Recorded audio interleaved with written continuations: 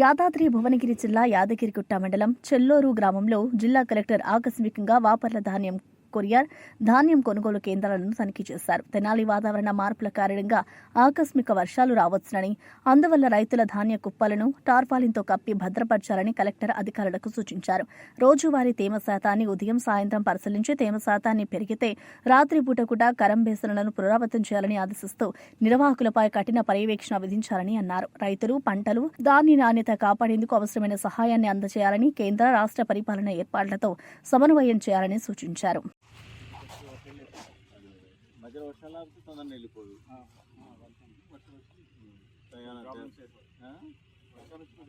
మూడు నాలుగు రోజులు పోయింది కదా. ఎన్ని ఎకరాలు? 7 ఎకరాలు. 7 ఎకరాలు తింటేనా